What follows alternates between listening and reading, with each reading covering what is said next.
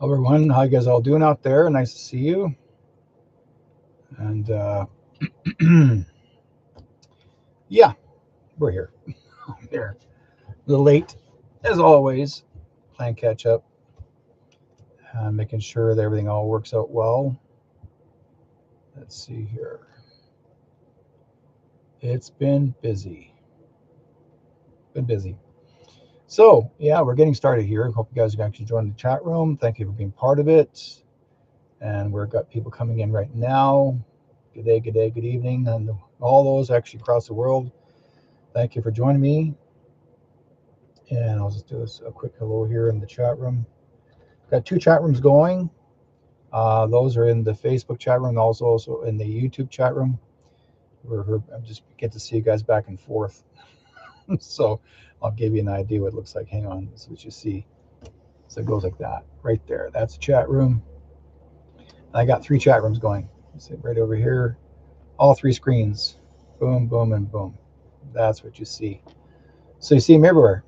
I got all three sides of me, over here, and over here. Yeah, I'm watched over very well. So tonight, I wanted to talk about something very important. Well, every week is important when I do discuss things, but I would like to share with you guys a little bit of information that I was going to say. We're going to be talking about other things regarding what's going on in this world, but I wanted to bring up something specifically that's going to be very vital for all of us, and that is we have so many people out there who I call the well, I do agree with basically we're talking about Edgar Casey. Now, some of you may not know who he is. Most of you do. Edgar Casey was very well known back in the 40s and 50s as a young man, 50s, 50s, 40s, 50s, and 60s, and he actually was well known in having to go through what you call a meditative state, and that he would make predictions of what he had seen in the state of mind. This is not being like a psychic. He wasn't playing wanting to read. He wasn't doing people readings for people. That was nothing to do with that. He was actually a person that actually was we basically call it considered as a remote viewer. But he was seeing a lot of things that relates to very important information that what the spirit showed him or his guides that were showing him. But he did what you call an akashic record seeker. So he was able to go into the akashic records and see what will be happening in the future. He did predict a lot of things that did come to fruition, and that's the reason why people seeing him as being a very important being. Okay, and so when Edgar Casey was busy out in the world, let's give you an idea of what he was all about. When he was a little boy in school, he had a very tough time um, having to, let's see here. Yeah. He had a very tough time having to do things on his own. And his education was pretty poor. I mean, as far as his father really wanted him to learn good stuff, like learn, educate, become very well known, you know, well inept child or a school for go to school. What happened was that his he had what you call people thought he had. Well, the words weren't even discovered back then. But Edgar Casey, when he was a little guy, about say 12, 11, 12, 10, 11, 12 years old, he had a hard time actually remembering things in school. Like actually, if a teacher can tell you something, show you something, and he just wasn't able to get it. And it happened to me a lot when I was a kid growing up. For some reason, a teacher would tell me something, and then I'll try to remember it, but it just wasn't phasing in. What happened was that Edgar was shown something from someone in the spirit world when he had a dream, and they told him, if you want to learn anything in school, you have to take your book, your basically your school book, and put it under your pillow, and have it under your pillow for about 3 or 4 days. And then basically, his memory, his brain wave, would pick up the information um, from the book itself, and then he would have full memory of it. So when he went to school to take the test, he would pass the test in flying colors. And they'll say, well, people, the teachers are going, oh, well, how did you able to study so well of this book? And his answer was, well, I laid on it, I put the book under my pillow and I slept on it, and that's how I was able to remember all this. So basically, he was not a person that actually had to read the book with his own eyes. His energy was here where the brain wave was, and he was picking it up through his sleep time. So that's how Edgar Casey became very well known in his work. And as he grew up a little bit older into the years, he became very good at what he was able to see as a remote viewer. And the word remote viewer actually was not even a word. And he actually considered them as what's called, um, he could basically consider them as a cases. He gave them numbers, codes and numbers. And then he would actually, later on through the years, as he got older, he actually hired someone to be by his side so he can go back in the time period and learn about, having to get more visions. That's what he was basically doing, learning about having to see what was happening in the world in the future. That's basically how it all started. So from there on, he became quite happy with it, and he's always wanted to explore it more.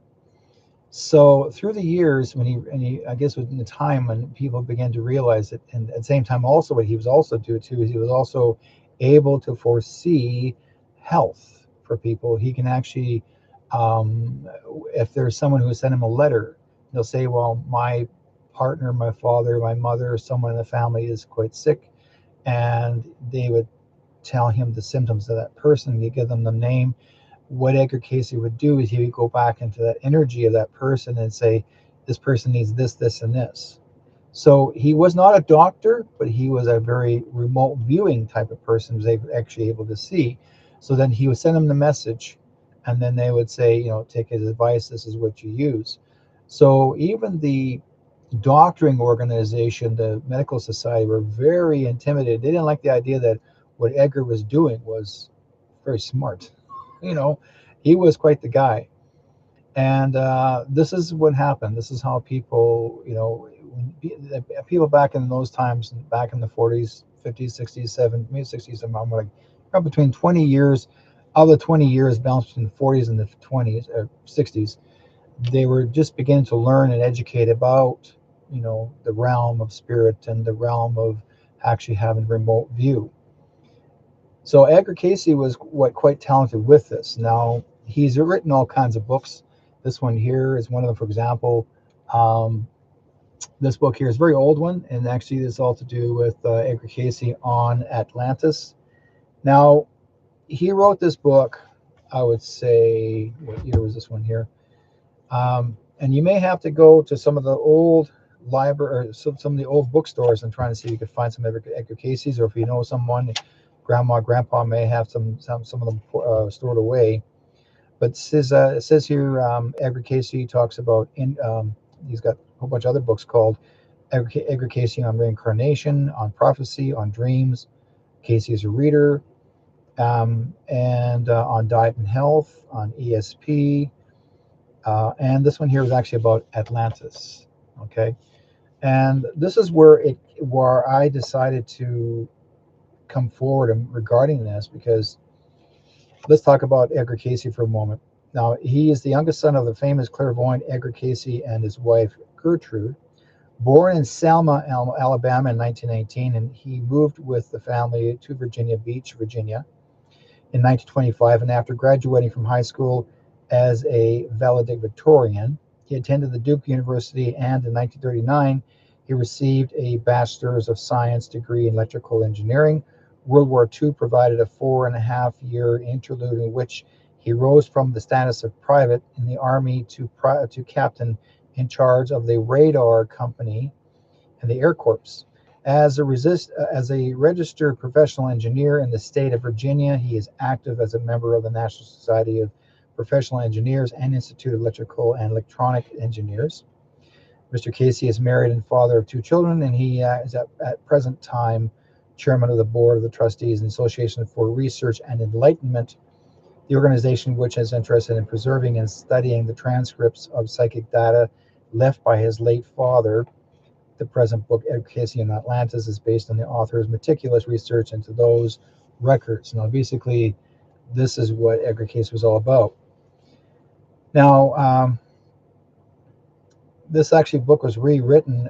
First print was 1968, and the sixth print was 1969. So this is, quite the book. And I read it many years ago when I was young, and I thought, okay, I'm going to read this again. But I find it's going to be very important for all of us to know this. I mean, for all of you out there, because many of you may not realize that you guys are very gifted. Those between the year of 1945 to 1965, you are selected from the spirit realm and basically you came into this world for one reason. You're what's called the veterans of the soul. And I'm one of them. My wife is one of them. I know that. And if you look at the symptoms, we call it symptoms, or the situations in our lives, what we both have gone through. And what I wanted to do, folks, is to share this video with you. I think you're going to really enjoy this one because I think it's important for all to see, because it's something that you guys need to know. Now, you may be able to find this on YouTube on its own, but I think this is something that you need to see, that you're going to really begin to think back for yourself. Is that you yourself? Are you going through some of these experiences in this type of field? Because again, those are born between 1945 and 1965. And if you're not born around that time, don't worry about it. But again, people like you and I, those are that I know in my field, are in that similar field. Now, there will be other people that be called upon in the same work, but let's share this video with you guys to see what you think.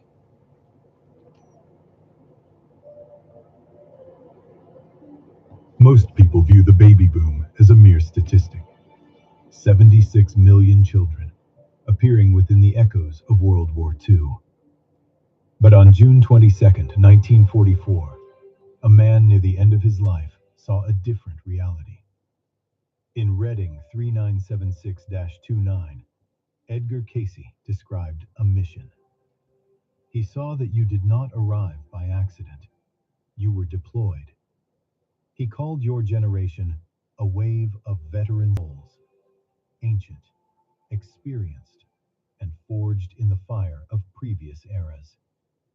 You volunteered to return during this specific window of time, to stand as a living bridge for the transition of 2026. For 80 years, these files were locked in the vaults. They said the data was too heavy for the public mind. But the clock has run out. If you are breathing right now, you are part of this contract. And what happens exactly 180 minutes after the physical heart stops is the first clue to your true identity. Listen to the data. Edgar Cayce was not a psychic. He was a reader of universal files. In March 1929, while Wall Street celebrated endless wealth, Cayce looked beyond the charts. In Reading 2724-1, he saw the crash coming in exactly 6 months. 180 days later, the global economy imploded. It wasn't a guess. It was a recording. In Reading 3976-10, long before the first tank crossed a border, Cayce named the exact dates for the start and the end of World War II. He saw the rise, and he saw the fall. But it is the science that silences the skeptics. In 1933, Cayce described a concentrated beam of light for surgery and defense. That was Reading 440-5. He described the laser, 27 years before the first one was ever built in 1960. Cayce didn't predict the future. He accessed the record. He believed every act, every word, and every event is etched into the energy field of this planet. If his track record defies the laws of probability, then we cannot ignore what he saw for the year 2026. The file for your generation is finally active, and it begins with a sacred agreement that you signed before your first breath in 1945. The sense of not belonging is not a defect, it is a design. In reading 3976-29, Edgar Casey identified a massive, strategic arrival of souls. He did not see new spirits coming to Earth for the first time. He saw veterans. These are souls who watched the rise and fall of previous empires. They remember the patterns of chaos, and they volunteered to return during the post-war fracture to stand as a living bridge. If you were born between 1945 and 1965, you signed a contract to stand in the middle. One foot of your life is planted in the old world, the world of tradition, duty, and hard-earned discipline. The other foot is reaching toward a future of technology and shifting consciousness. You were built as an anchor. The world needed someone who could see the storm coming without losing their balance. This is why your early life was often defined by friction. Wisdom is not a gift. It is earned in the fire. You had to experience the breaking to understand the healing. The agreement you signed before birth is now moving into its final phase. But how do you know if your soul carries this specific signature? The signs are written in your daily habits, and the first one is a type of weariness that sleep cannot touch. Edgar Casey was not interested in vague theories. He left behind specific markers to identify those with this ancient mission. Look at your own history and check these 5 signatures against your reality. Marker 1. Spirit fatigue. In reading 5753-1, Casey described a weariness that no vacation can resolve. It is not physical. It is the energetic weight of carrying the data of multiple lifetimes. If you feel tired even after a night of rest, your soul is likely a veteran of many wars. Marker 2. Intentional displacement. You have never fully fit into your family, your social circle, or any tribe. Casey said this was part of the design. A bridge soul must remain neutral. If you belong to one side, you lose the authority to connect both worlds. As you folks think on Marker that. 3. Forensic intuition. You sense the fracture before the glass breaks. You feel the knot in your stomach before a system fails or a relationship ends. Your soul is simply recognizing patterns it has seen throughout the ages. Marker 4. The frequency of safety. You are a magnet for people in crisis. Total strangers will often stop you to tell you their deepest secrets. Casey noted that veteran souls emit a signal of stability, and a world in chaos instinctively reaches for it. Marker 5. The waiting room.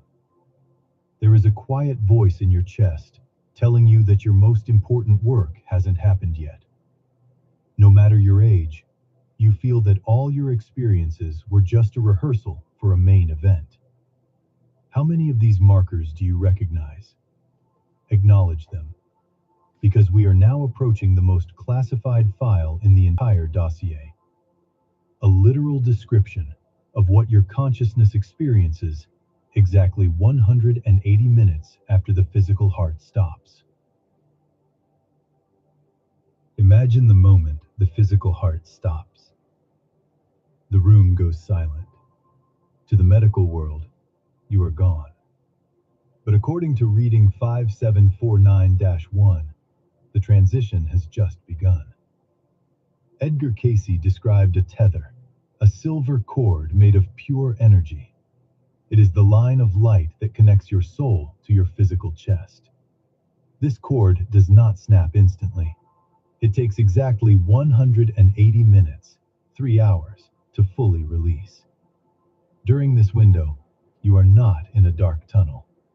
You are witnessing a shift in resolution. The hospital room begins to fade, like a photograph left in the sun for too long. The walls, the machines, the people, they become transparent. At the same time, the world of frequency becomes solid. You begin to see colors that do not have names in our language. Then, the 360-degree review begins. There is no angry God. There is no external judgment. There is only your soul looking at the data. You see the day your life seemed to fall apart, and you finally understand the contract you signed before you arrived in 1945. You see that your scars were not failures. They were tools you were building for the year 2026. For a veteran soul, this 3-hour window is a time of pure peace.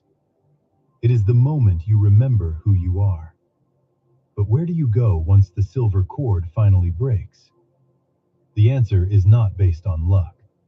It is based on a law of physics that Casey warned us about decades ago. The law of frequency. When the 3-hour window closes and the silver cord finally breaks, you do not drift into a void. You are pulled. In reading 5749-2, Edgar Casey described the solar system as a massive university. The planets in our sky are not just rocks, they are energy stations. Think of it like a radio. You can only hear the music of the station you are tuned to. If your life was heavy with anger, resentment, or greed, your soul carries a high density. You are instinctively pulled toward the frequency of Saturn. It is a place of slow motion, a cleansing ground where you must face the shadows you tried to ignore. If your life was practiced in peace, service, and compassion, your frequency is light. You move toward the expansion of Jupiter, a place of vast intelligence and blinding clarity. There are 7 main levels in this system. This is not a reward, and it is not a punishment. It is simple physics. A heavy soul cannot survive in a high-frequency station. It would be like trying to plug a low-volt light bulb into a nuclear reactor. For the veteran souls born between 1945 and 1965, this information is your training manual. Your soul has visited these higher stations before. That is why the modern world often feels so small and so hollow to you. But as we approach 2026, the Earth is raising its own frequency. The planetary school is moving to a higher grade. And if your internal arc is not ready, the shift will feel like a storm. The Earth is not a cold rock floating in space. It is a living antenna. And right now, the signal is shifting. In Reading 3976-15, Edgar Casey saw a window of time where the planet would literally change its skin. He predicted a shifting of the poles.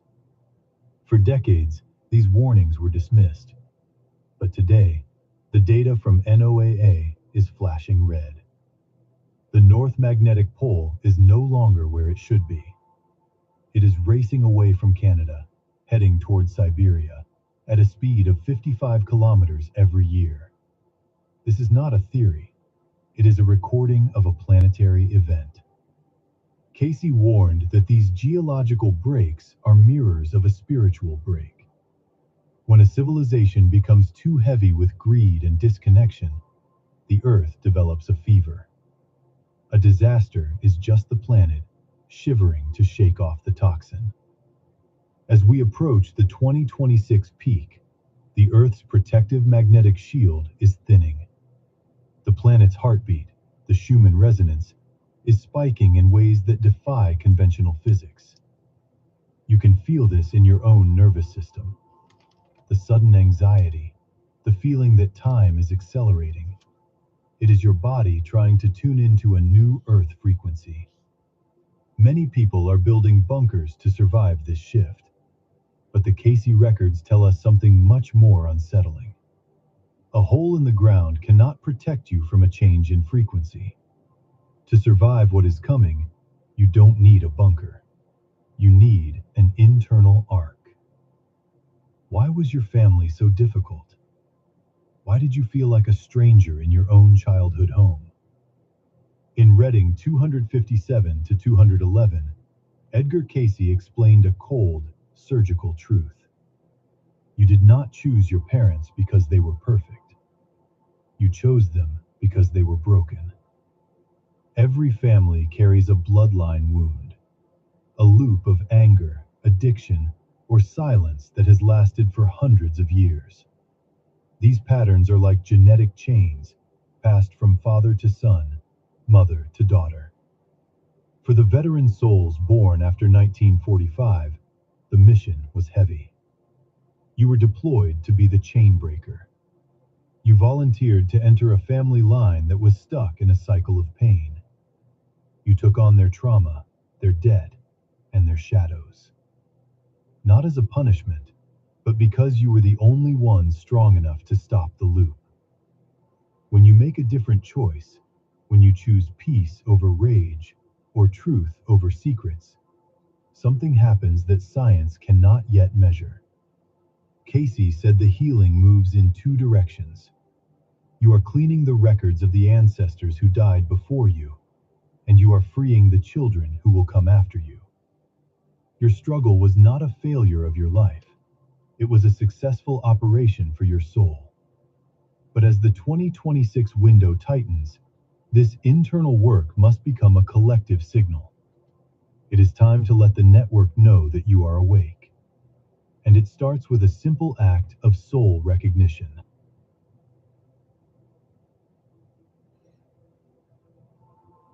If you are hearing these words, it is not by chance. Algorithms did not bring you here. Soul recognition did. You have carried the weight of being different for decades. You have looked at the world and felt a deep, quiet longing for a home you could not describe. Now you know why. You are a veteran soul, and a veteran never stands alone. I want you to look at the comments section of this video. You are about to see a map of the living bridge. Thousands of others who arrived in that same window of time, from 1945 to 1965. We are creating a signal right now, a frequency of awareness that the old world cannot block. I want you to acknowledge your contract. Type the year you arrived on this planet, followed by two simple words. I remember. I remember. This is not for me. It is for the network. By typing those words, you are telling the universe that you have stepped out of the fog. You are signaling that your internal arc is built. Read the years of those who arrived with you. Feel the strength of this collective anchor. Because as the 2026 window tightens, our connection to each other will be more valuable than currency. But there is one final file to open. A secret about where you were before the baby boom began. It involves a lost empire, a blue stone, and a choice that is repeating itself right now. Why do you feel a pull toward these mysteries? And why does the modern world, with all its technology, feel so familiar and yet so dangerous to you? Edgar Casey had the answer. In his largest collection of records, the 364 series, Casey revealed a truth that will change how you look in the mirror. He didn't see Atlantis as a myth. He saw it as a past reality for 70% of the people alive today. He said the souls who lived through the final days of Atlantis are the same ones who returned for the year 2026. He was talking about you. You were there. You saw the peak of that civilization, and you watched the great flood take it away. That deep anxiety you feel about our future, that is not fear of the unknown. That is a soul memory of what happened before. But what was your specific role in that lost world? And why did you choose to come back now, during this specific fracture in history? The archives show that your arrival in 1945 was not a new beginning. It was a strategic reunion. In our next dossier, I'm back. we are going to look at the evidence that proves you are an Atlantean survivor. We will reveal the specific skill codes you brought back with you, and the one mistake we cannot afford to repeat. Subscribe to this frequency. The map is yours to draw, and the memory is just beginning to return. Welcome to the New Earth.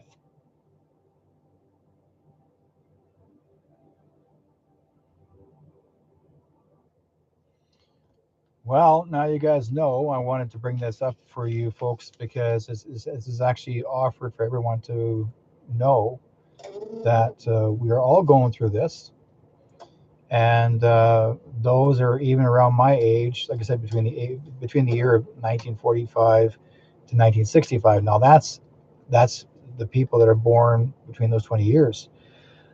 The ones that are born after this, they are the burden carriers. They're the ones that have been learning, and we are the teachers. We're actually here to help them deal with help them with their spiritual growth. And so you'll have if you think about this now, anybody born even after the 1980s and the 1990s was a very important year of many young people now, or basically people talked about the crystal children or the violet children or the lighted children. Those are actually of the light. Many kids were born and then they don't know. The parents are kind of freaked out in a way. How come the child seems to know more about the spirit world than even the parents did? And sometimes the children will remember who they once were in a past life, and they'll take that role. And indigo, yes, thank you very much. I was going to say purple. And thank you for enlightening me on that one too, Catherine. So we're going at there's every generation that is grown, that is born, they're all going through something new. Okay. And so um, what this narrator was stating that relates to Edgar Casey, for example, between 1945 to 1965, those that are born between those 20 years, those are we're called the veterans of the soul. That means that we were part of Atlantis, okay, which that's what this book is, okay, and that's, like I said before, that's this book. Now, if you guys, it would be worth your while, if you could find it, get it. If you go online, you can order it, or maybe whoever has it available, but get the book. It's worth your while.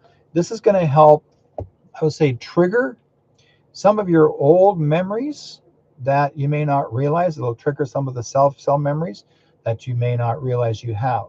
Now, those that are much younger, like born in the 80s, 90s, or even born in 2000, that's fine. There's still an awakening. You're going through what's called the Great Awakening, which is we're the ones of my time period.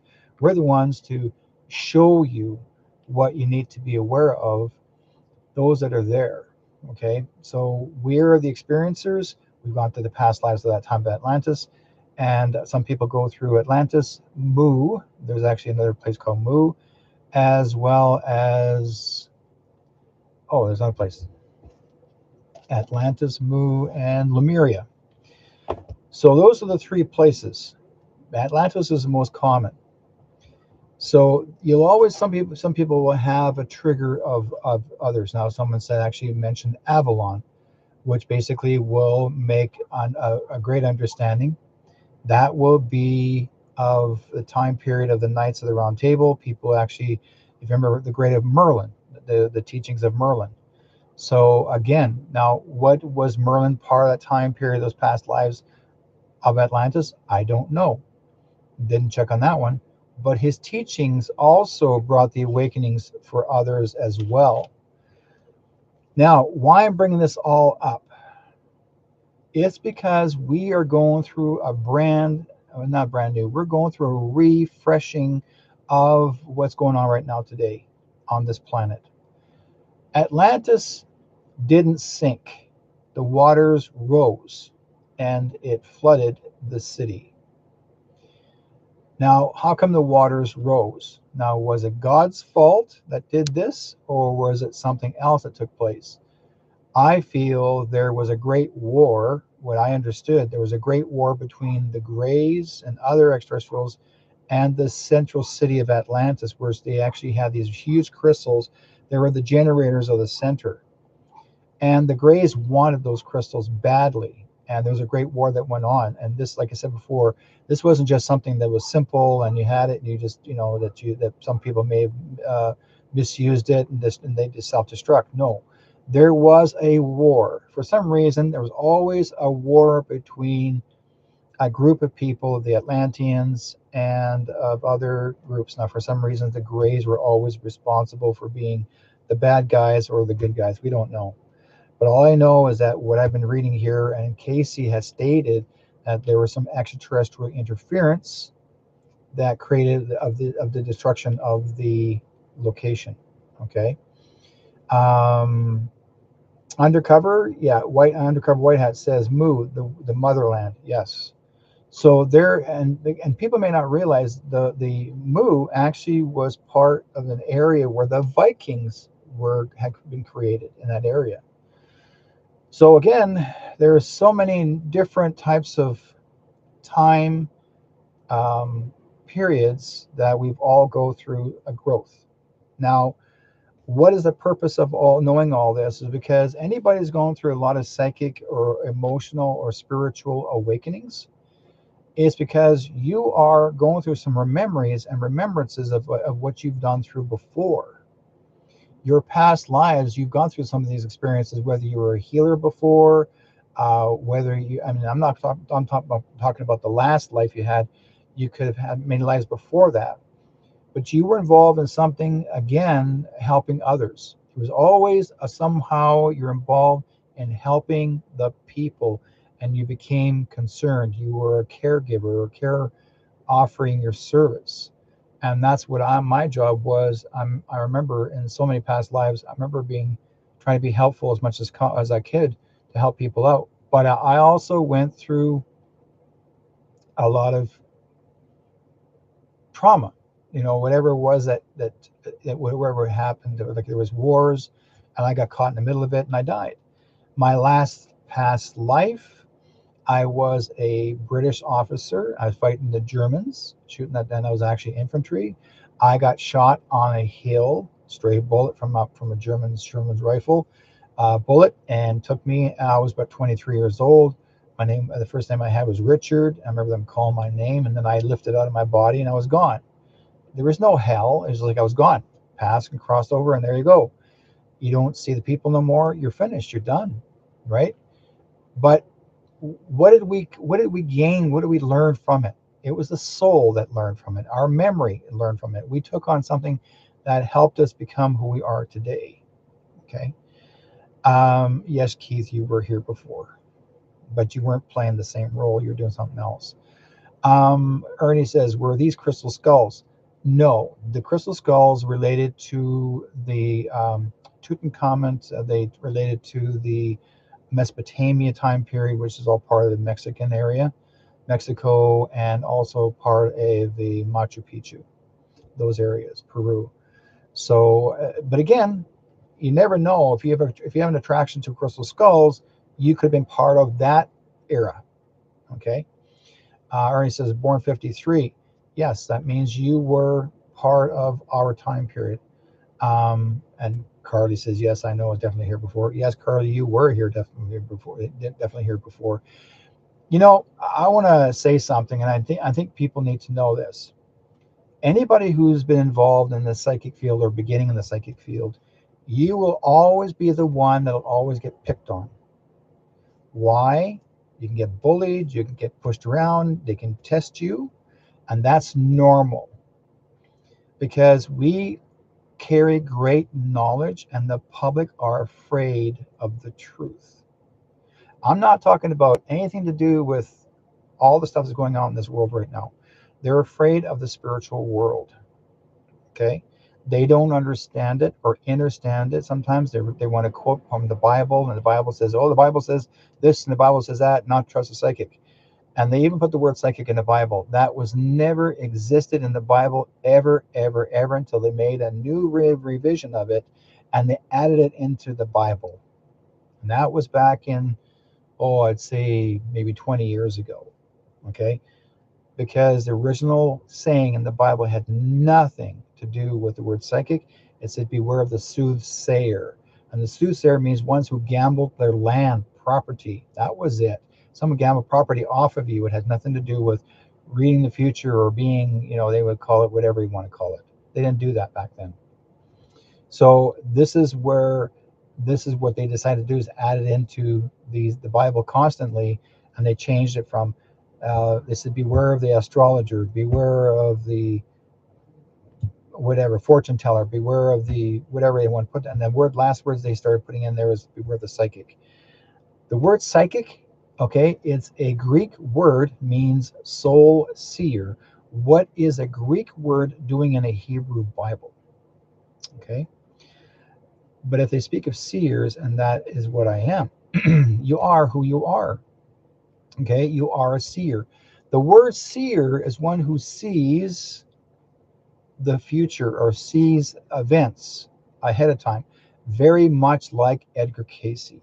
He wasn't the only one, but he was an introduction of what he was able to do. Casey was not playing the role as a psychic to read people for a living. That was not what he did.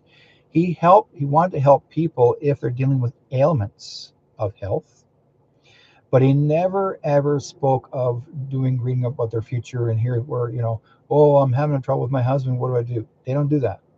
That's not what his job was. His job was to see what will happen for the future, to give us an idea what's going on in this world and how to deal with it, right? um, and Wendy says, I've always fell out of sync with the world because I don't just follow what's popular. True. Even other psychics I don't follow either. Okay. I get along with some of them. I've known some of them years ago personally. I met them in person. Okay. I met this lady before. Okay. I've met her many times. I met her and I've spoken up for her on television show one time. But and she was not a bad person. She was a good person. She actually was able to read the future. But what she decided to do, she saw corruption in Hollywood, and they wanted her to lie for them, and she refused to. But she decided to expose some very bad people, and that's what got her in trouble. That's why they decided to try to destroy her reputation, and that's because she was that good. Not just her alone. Like there's Sylvia Brown, Char Margolis, James Von Prague, James um, John Edwards, uh, you name the readers all across the world. There were so many people that were discriminated, and then people say, oh, after they're and say some of them have passed away. Oh, I knew they were fake. I can prove it. They're fake. No, they weren't fake. They knew exactly what's going on, right? So the thing is that there are so many good people out there that I know. When we foresee futures, when we foresee events, we're shown for a reason. I'm not telling you what I want you to know. I'm telling you what they want you to know. Okay. So that's exactly what Edgar Casey was doing. He was showing you what he sees that's going to happen in the future. So when he talked about, this is long before laser technology came in, and he talked about this light beam, and it'll be all to do with electricity. Okay. Well, he's talking about laser surgery because they say they're going to be it'll be used for medical as well as military. Well, it became both, right? So, and he predicted this 20, 50, 20, about 50, 60 years before it became lasers. So what does that tell you? Okay. So the thing is that he was showing people what can happen now. Not just Edgar Casey, but you look at, say, Nostradamus. Nostradamus actually was a scryer. A scryer is someone who actually reads the water. He actually had a big stone bowl, a very stone bowl with water in it, and he would actually look into the water, and he was called scrying. Okay, and he foresee the future in water. Water is active; it's an energy. And so he would use a tool. This is just a tool. He would scry and they would write it and they would write down notes, what he would see, future events within the time period. He would say what year, da da da, blah blah blah, and he writing on it. Then he had to do it in codes, because if anybody found out that he was doing this, because he was actually from the 16th century, and if anybody found out that he was actually telling these futuristic events, they would call him a witch and they would have him killed, take him out. So this way here, he had to change them into quatrains and to in codes, and people had to somehow find a way to figure out how to, break the quatrain and to break the research and see what it really means. So there are people out there that he taught secretly that would use these, take these secrets with them when he crossed over, and they would use this as a slow release of futuristic events that are going to take place. Because he also, Nostradamus even predicted the future of Hitler. He even mentioned his name, right? He actually mentioned the word Hisler, but very close, right? So that tells you of the Second World War, and that they were very accurate. Now, some of them may not. Some people say there was a couple of them that actually were not accurate. Well, you know what? Here's how it works. You can change the event. If it's something that's tragic or about to tragedy may happen, you can change the event that the tragedy won't happen. If you are aware of it, you can change it. It's not definite. This is where people make the mistake. If something bad is going to happen, to warn that person or persons or place or events, they would give you a warning. See, this is what I see. When I mentioned about um, when I did my let's say um, predictions. Okay, now somebody's saying they're trying to get in the chat room. I got a feeling that Facebook is blocking people from coming in. If you guys can do is to inform everybody to go into the YouTube chat room if you have to, and go in there and into the chat room, because for some reason Facebook right now is downsizing my visitors in the chat room. They don't like what I'm talking about. When I'm getting too close to the truth, they actually will downsize my visitors. So they've been doing it the last couple of months now, and I'm getting more and more ticked off about this. I should have had a full chat room by now, but every time I do the show, then Facebook says, "Oh, it's running. This event's running. The internet service is running really slow. We need to cut this back." No, no, you got too many people in here. No, only got a few people in the chat room, in the Facebook chat room. So you guys can inform others if they're trying to get into chat rooms to say, go into YouTube. Okay, I'll go to you. That's why I offer two places to go to. Go if you can't get into Facebook, go into the YouTube chat room, because the chat room doesn't limit you. You would never just go in there and do your thing. Okay.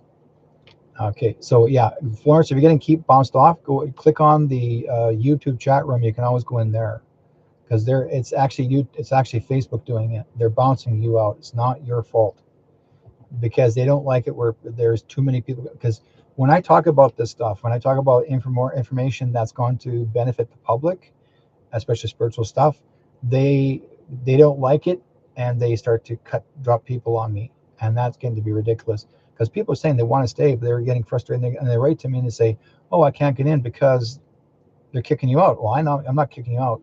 It's Facebook doing it. Okay. Okay. Um, Yes. Yeah. Okay. Queen Victoria says, yeah, the river Hister. Exactly. That's what Nostradamus actually said. So again, like I said before, like I said before, Edgar Casey, okay, about Atlantis. If anybody's born between the year of 1945 to 1965, you are considered, okay, you're considered of the veteran warrior, or veteran soul spirit from the spirit world. Now, how do you tell that you're a veteran spirit soul being? Is because if you've always felt that you can never be part of your family, because you always feel like you're always the outsider looking in, that's basically, when you're born, you didn't choose a family you wanted. You chose a family that you wanted to keep an eye on. And as always, the family that you had was raised around you was not always happy. But for some reason, you're always the one that's stepping in and trying to want to take care of them. Okay. Um, did you get cut out? I didn't cut you out, Catherine. But if you need to stay in the room, or if you can't stay in the room, go over to the YouTube chat room, because you may have to go in there. Just click on the bar in there and go to YouTube, because because Facebook's kicking people out. I don't know why they're doing it. They're getting too nosy, and that's what they do. They don't like what I'm talking about. So because I'm getting too close to their stuff when I start exposing them. Um, Anyways, like I said before, when anybody between the year of 19 and 1945 and 1965, if you're born in 66, you know what? That's their averaging about it. But if you're born in 66, doesn't mean that you're not part of it. You can still be part of that, um, uh, being part of that veteran soul being. But they're just basically looking at that sort of a year between that time period. Okay. Like I said before, anybody's ever gone through this, say you weren't able to get along with your family, and you can't figure why. How come you're always? I tell people I'm the black sheep of my family. Um, all my cousins, nobody. I mean, a lot of my relatives don't want nothing to do with me. Okay, I'm always an outsider looking in, and most of my family that I call family are people that are friends, are family, more than my own family. Why? They don't want to stay together for some reason. Families like to separate, or they don't want to get along with each other. Well, yet I'm very passionate and I care for people, and I really want to help people out.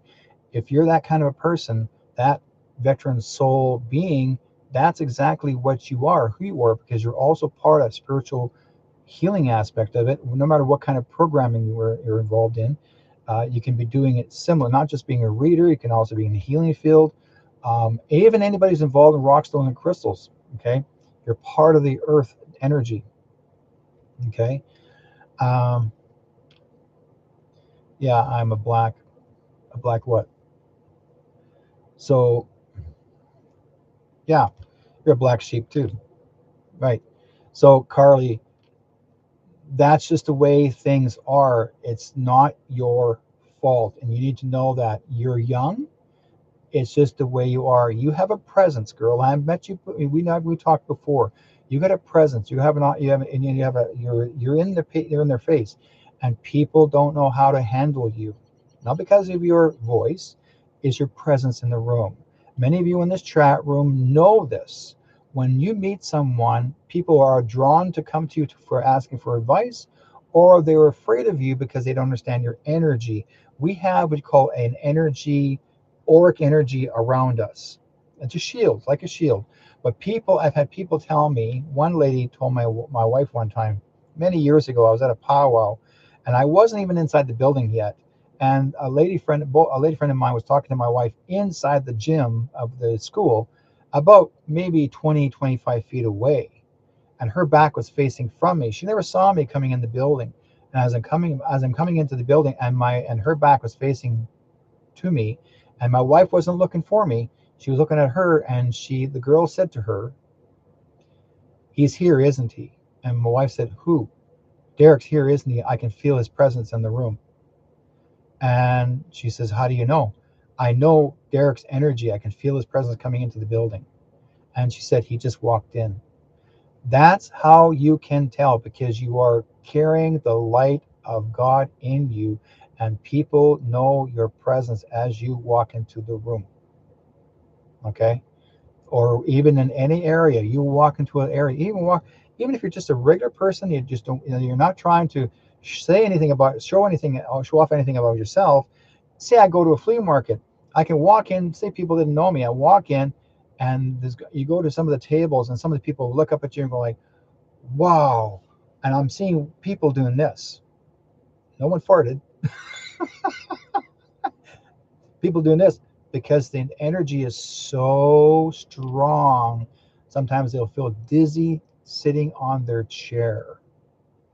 Okay. So Yeah, go into the YouTube chat room, Florence, and it's easier for you to go in. There's actually on the page, and it'll show you the YouTube. Click on the YouTube chat room. There's actually a box down below shows you YouTube. You won't get lost. Let's see here. What do I do? You guys can guide her in, let her know where it is. Those are in the chat room here. Just pull her in. Yes, it's all energy. That's all it is. It's loving energy. Kathy says, yeah, my energy arrives about 15 feet before I do. When I walk into the room, it's like my eyes are already on me. I can see people's heads turning. Exactly. You know, the more you practice your skills, the stronger it becomes. As you get older, it becomes even stronger. Okay, I've been in this now for well over 40 years professionally. And I mean, I was immersed in it since I was born, but practicing it over 40 years. And I don't even have to try, and this is not being boastful or ego. I don't have to try. We all have a presence because you're trusting the light of God around you, with you.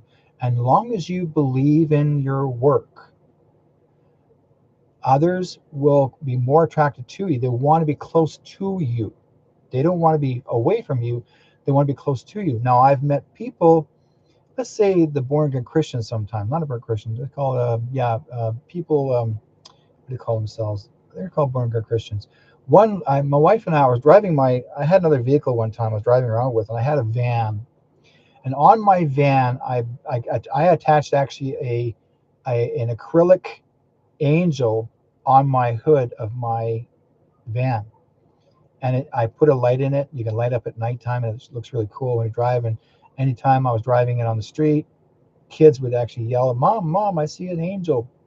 You know, parents don't see it. Yes, dear, right?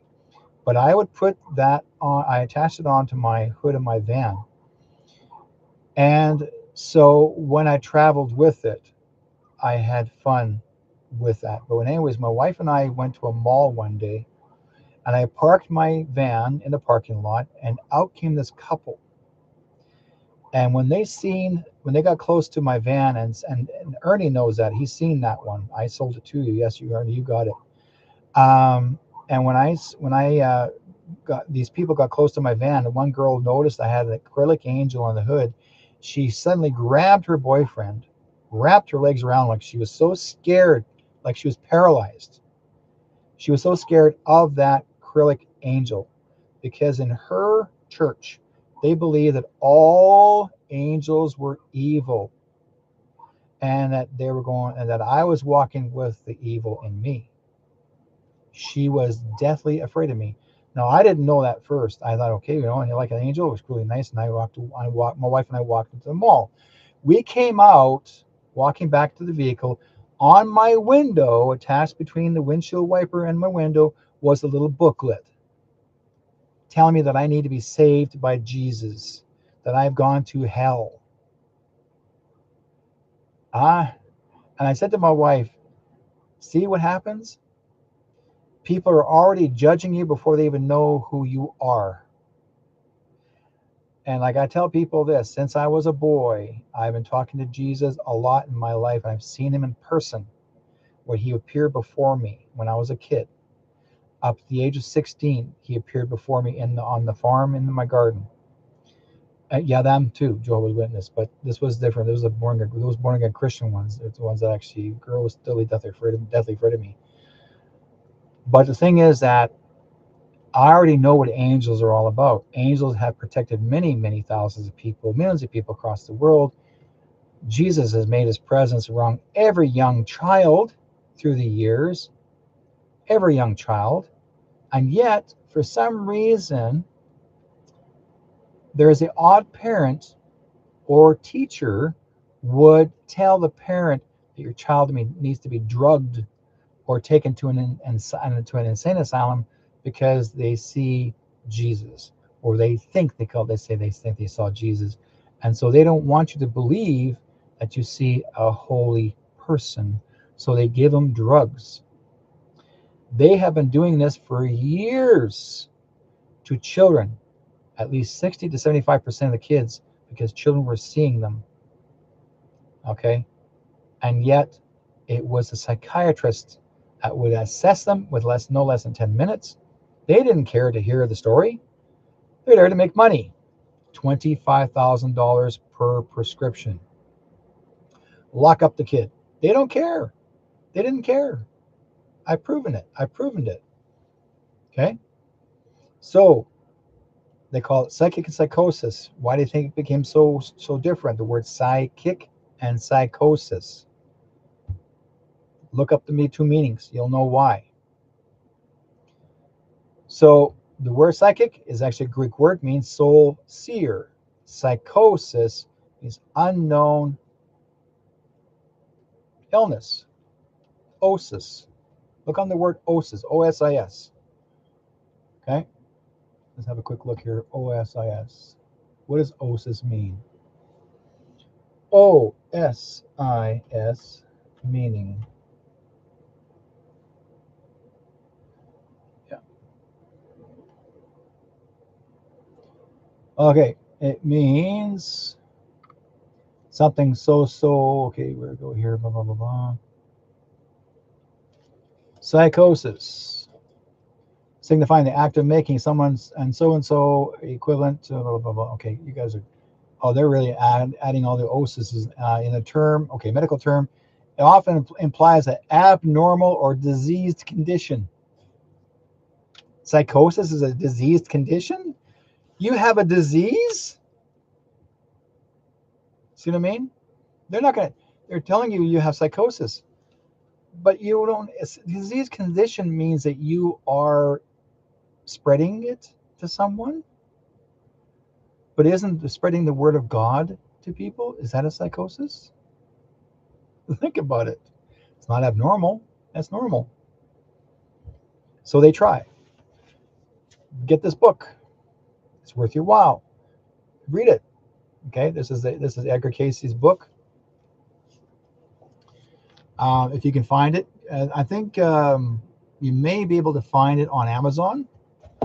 This is a very old book. This was actually printed back in '65, but I got many of Edgar Casey books, and in fact, there is a young feller who actually reincarnated back that was from Edgar Casey, and his name was David. You may know who he was. They're talking about him now. They think, oh, he disappeared. He's the reincarnation of Edgar Casey. That's the claim. Okay. Catholics share words such as chariot, priestess, etc. That's all in tarot. Yeah. Okay. Now, those words actually. Here's something for you guys to know.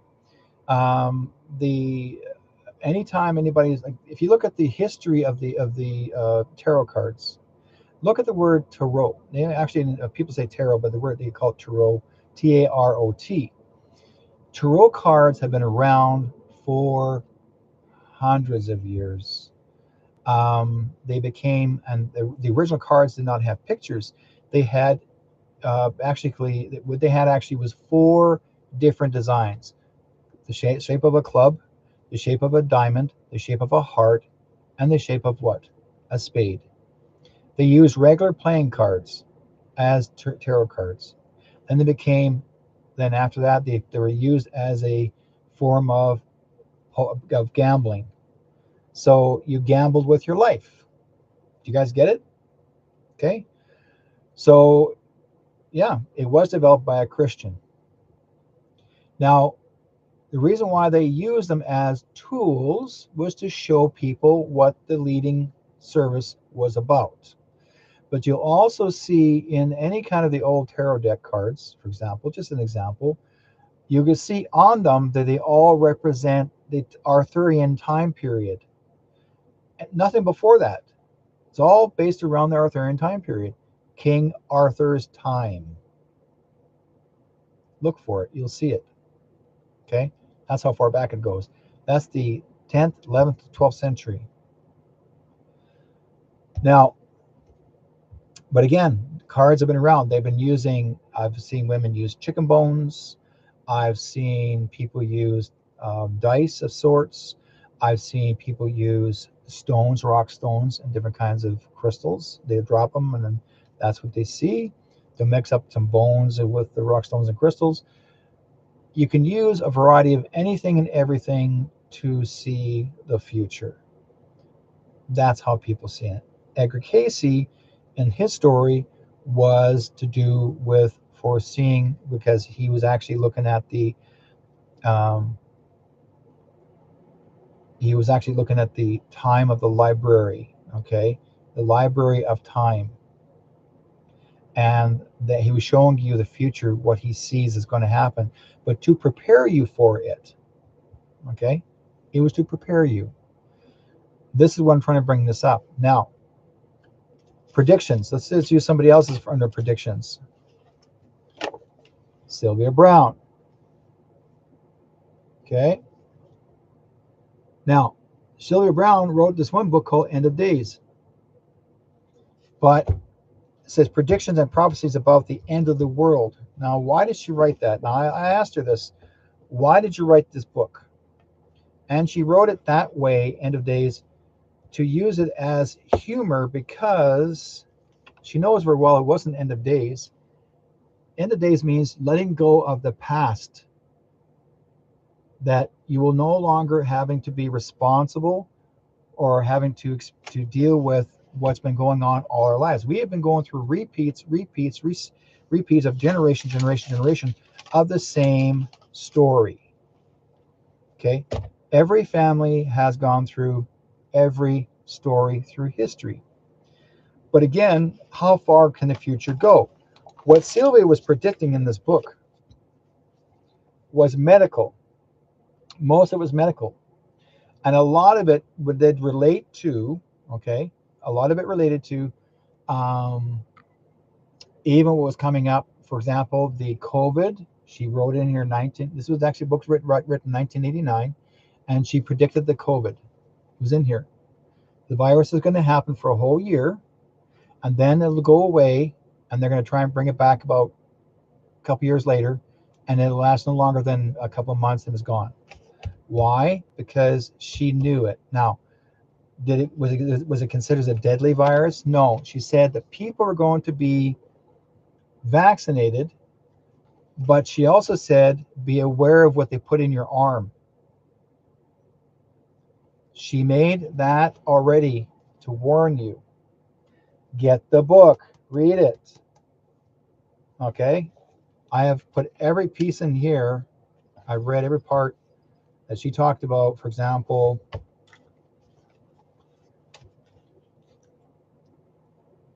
let's use this. Okay. Let's see here.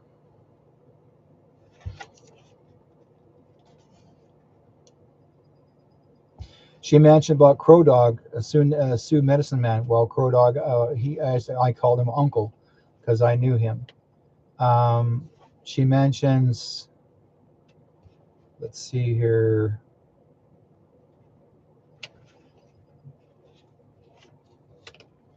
Christians, Jews, and Catholics not getting along. She put that in there. That the Jews are going to have a falling apart with the Christians. That's true. And she talks about Islam, with the great war of Islam within the United States. She brings that up. She's bringing this up back in 1909. Islam never existed back then. She mentioned about the prediction of Jehovah's Witnesses. She mentioned about Edgar Casey, his predictions. She says his gifts of prophecy and clairvoyance appeared without warning. Casey was in his early 20s, making a modest living as a photographer, when an illness caused him to lose his voice. After a year of unsuccessful medical treatments, he took a friend's advice to be treated by a hypnotist.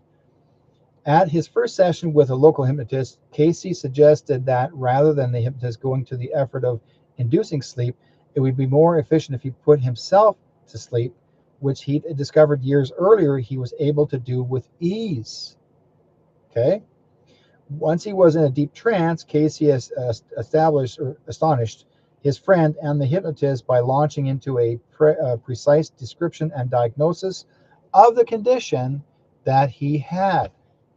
And basically that took his voice away. The grammar school graduate who was uninterested in reading, he was able in a formal education, displayed an anatomical expertise of a skilled physician as he spelled out a list of complex psychological instructions for the hypnotist to give him while he was under.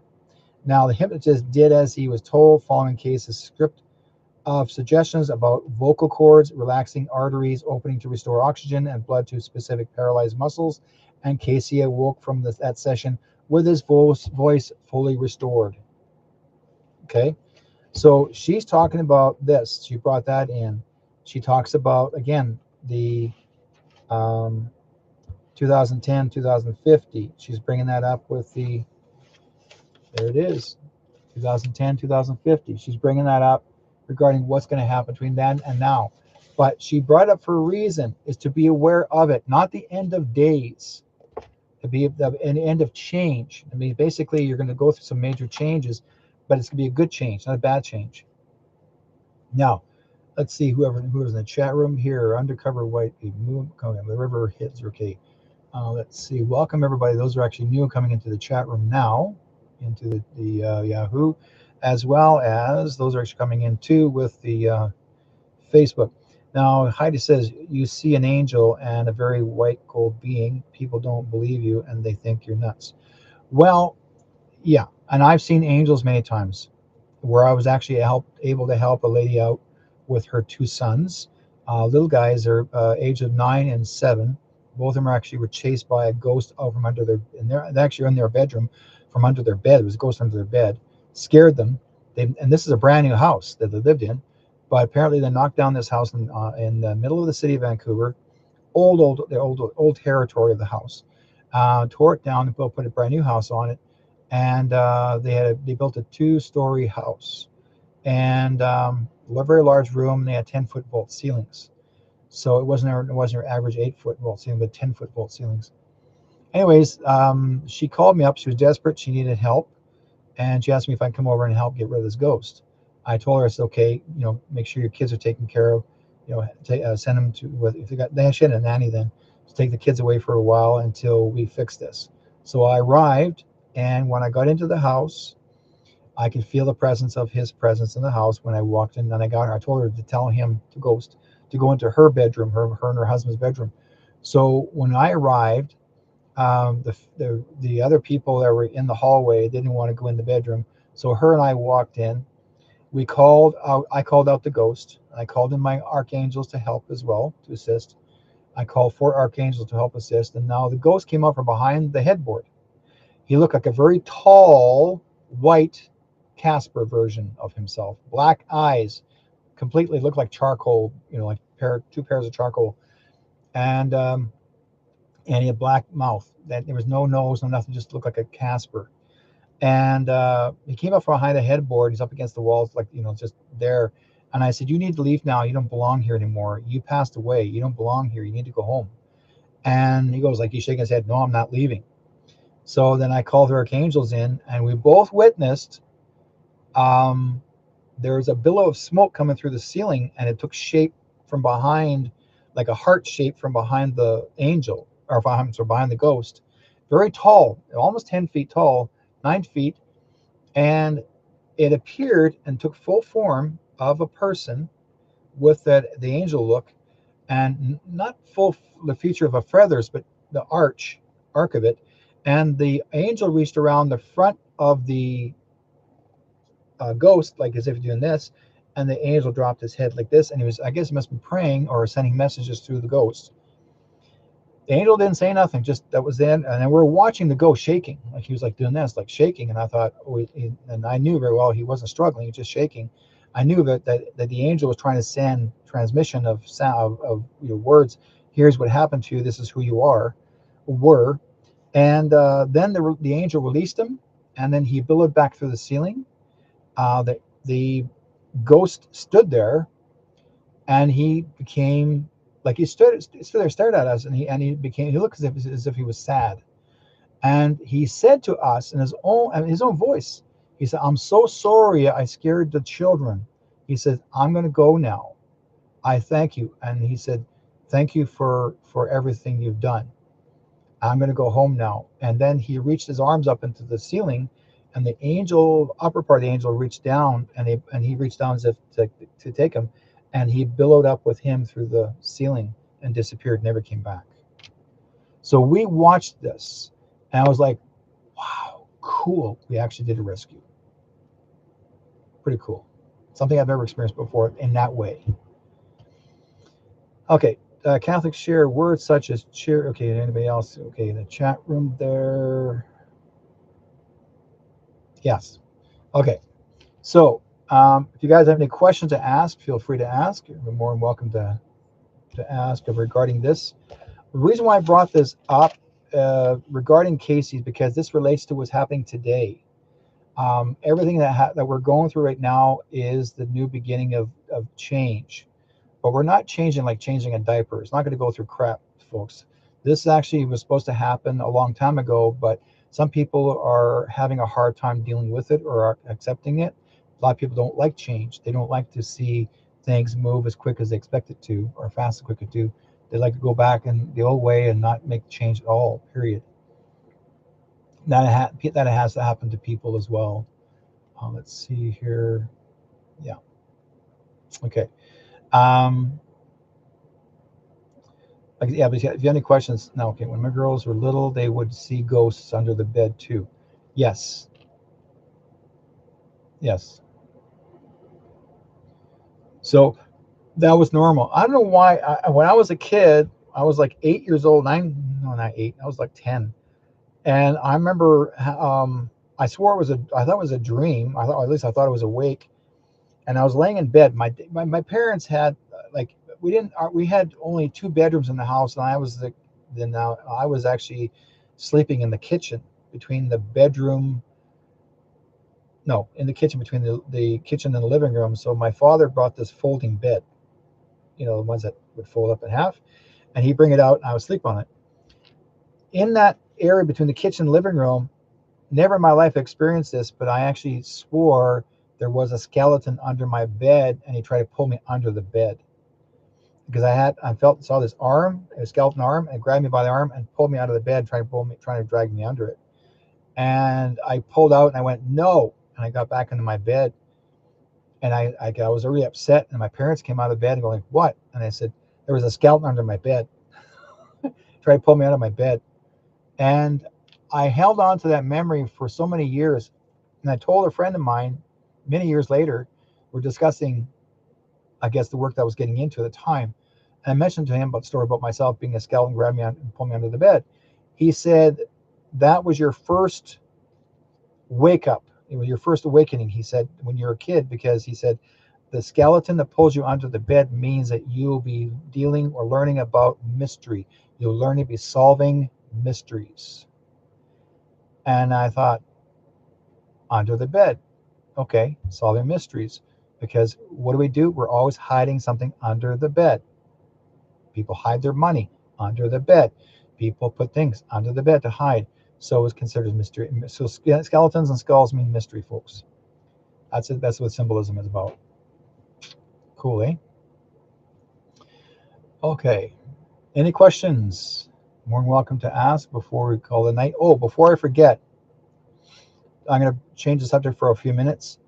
Have you guys noticed that Australia has been going through a gas fuel shortage? Well, that's the first test zone in that country. And the reason why they're doing the test zone there, and I was informed about this, they're saying, oh, there's no gas. There's gas. I said there's no gas shortage really, but there isn't. They did it purposely, and they're blaming the war that's causing the gas shortage. There is no gas shortage. You can get gas as often as you want, but they don't want you using fossil fuel or fuel anymore. They want to get you to start using EVs. They're pushing the electric cars. That's the reason why they're doing all this, to create a gas shortage. Now, I'm making the prediction because Mark Carney even talked about this over a year ago, that he was going to make it mandatory that we have EVs. He said he's going to find a way to make sure that we're going to go through the same thing. And that is that he said, even if he has to lie to find some way to get the EVs sold to the public in Canada. And so now he had to do a contract with China, CCP, to bring the cars and sell them here in Canada, even though he says Well, we want you to buy Canadian made products, but it's made in China. They're not Canadian made. Okay. So there is no gas shortage. They're just basically making you feel that there's a gas shortage. And he's going to say every leader of every country except the United States is going to say there's a gas shortage to force you to buy electric vehicles. And then they're going to start talking about doing the 15-minute cities. Edmonton, Alberta now is talking about doing 15-minute cities. And they're trying to make it positive that you should move to be part of a 15-minute city to make it simpler to travel around. And you don't have to go very far. They're trying to get you not to use a I can't say the word fossil fuel. It's not a fossil fuel. Gasoline or oil. It never was considered fossil fuel. Oil does not come from fossils. Okay. Okay. You say an angel and very white gold being. People don't believe you and you think you're nuts. I know. It happens all the time. So let's see what else we got here to talk about. Like I said before, folks, there's never will be a gas shortage. That's purposefully done by the secret society. They're WHO and the World Economic Forum. That's your New World Order people. They're trying to get you to believe, oh, it's a fuel shortage and we're going to panic here. You know, we can't depend on the gas. So we're going to have to go electric vehicles. You understand? We can't depend on gasoline. We need to go electric vehicle. Now you get it now? You get it. They're forcing the EVs because there was nobody buying Teslas anymore because they were mad at Elon Musk for the long time. Now people say, "Well, I'm not going to buy a Tesla." No, no, no. We're going to go back to go back to regular fuel vehicles because you can depend on a fuel vehicle, and also your fueled vehicles do not cause carbon conditions, carbon problems. They don't. Okay. Our country here in BC, in British Columbia, we are almost 0.1%. We're the most cleanest air in this country. And they're saying, oh, no, no, we need a carbon footprint. We need a carbon footprint. Screw you, Carney. We don't need no carbon footprint. You don't need to know anything about me. So here's the places that they would practice on. They're going to go after Australia, Surrey, British Columbia, Edmonton, the UK, France, and they're doing their Agenda 2030. Carney will tell you we will have a gas shortage around, obviously, by the end of May, beginning of June. They want to play the same game. And also they'll charge you, oh, by the way, once you get your EV, if you decide to get an EV, they will also want to charge you per mile when you travel because you're using up carbon, even coming from an EV. They don't want you to move around too much, your car causing a carbon problem, even moving. So if you fart in your car, you might explode. Okay, you guys get it? Any thoughts on the census? The census actually make no sense to me. What the census is doing, if you read some of the words in there, some of the questionnaires, it's none of their business about your identity, who you are. They shouldn't have to ask you what you think. And they're asking you all stupid questions like, what do you think about this person, this group of people? What do you think about? It's none of their business. That's private. Okay, they don't need to know. All they need to know, if you census means that you're living here, there's that many people in the house. That's it. That's it. Nothing more. If you're living here, if you're husband and wife, you own this house, you live here, that's where you stay. If you got anybody living in your house, they want to know if they're living there as in permanent. No, you're just the two of you. And then they're saying, but they also the question is, people are asking questions and saying, well, if you do the census, who gets the census back? Like, where does it go back to? Well, the government controls that. The government wants to know who's in the house. You get it now? They want to know who's in your house. If you say there's 4 people in the house, they know there's 4 people in the house. The census is not about about your children and how many are there. No, they want to know how many people are in your house, so they can actually count the amount of people in your area or your province, and then so they want to make sure how many people they can they want to how many people they've already let's say removed off this earth so far. That's what they want the count for.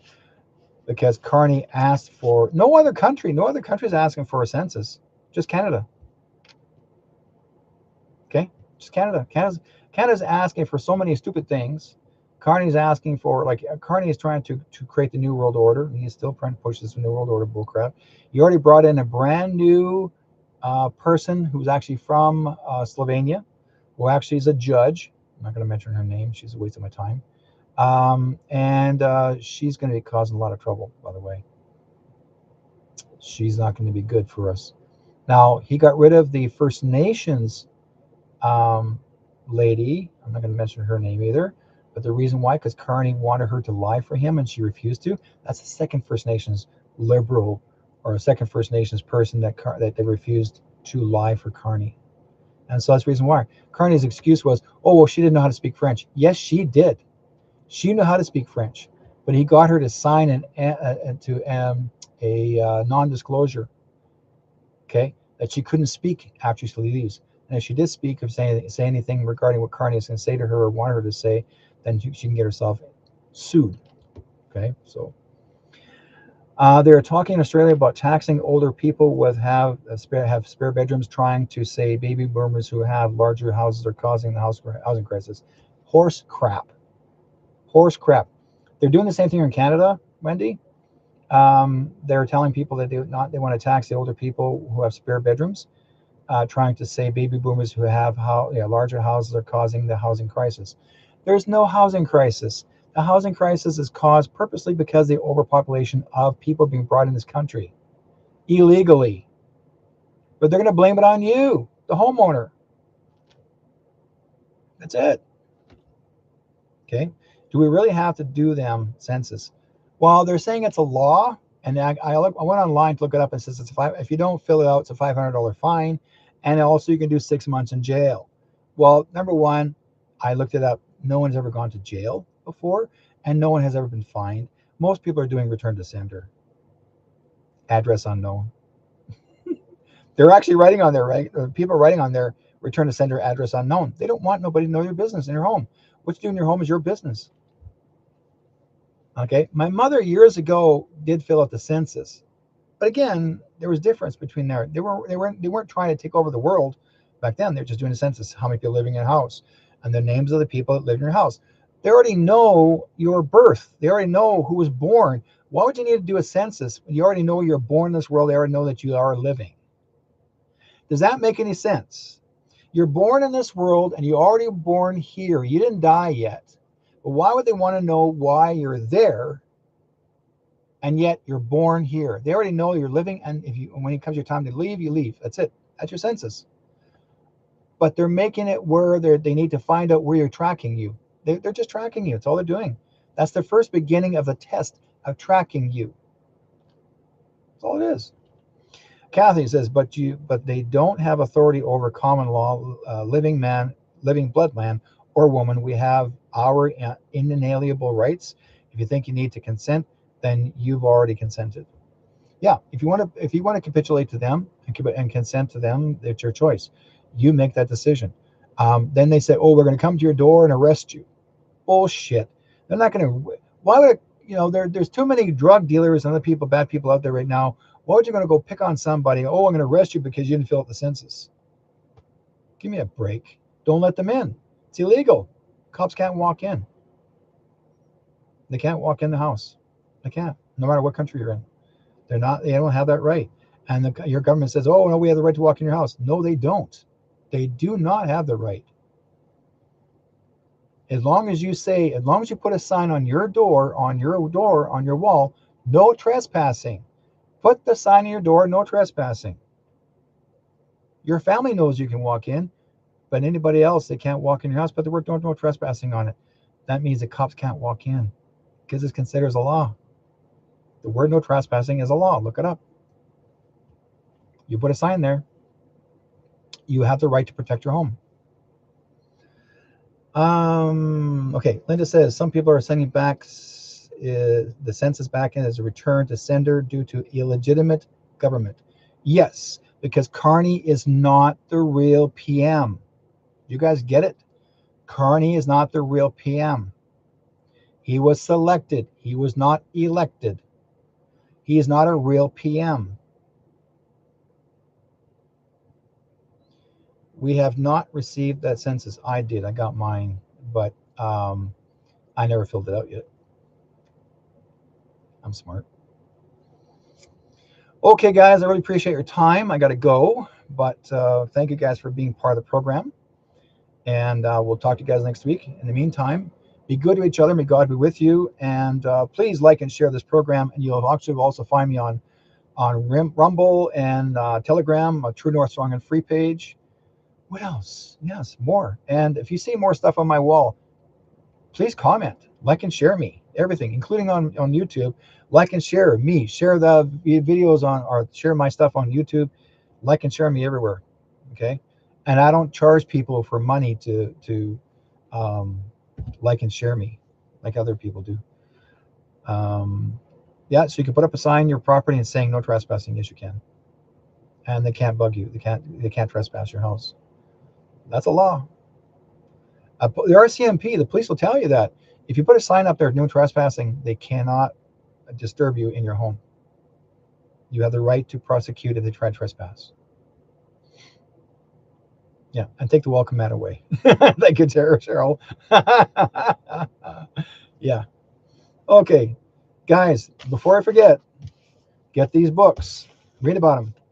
Sylvia Brown, Edgar Casey about Atlantis. This is, even though it's an old book, but it's worth your while to read about. It's going to let you know what's happening in our future as we know as we speak, because Edgar Casey talks about the 2026. Watch the video. Please like and share this video of this program that I have actually shared with you. Those of you actually have right now unable to see the video from the beginning, go back and refer back to it. And please share as much as you can. And look forward to seeing you guys. Talk to you guys next week. Be good to each other. God be with you guys. Take care.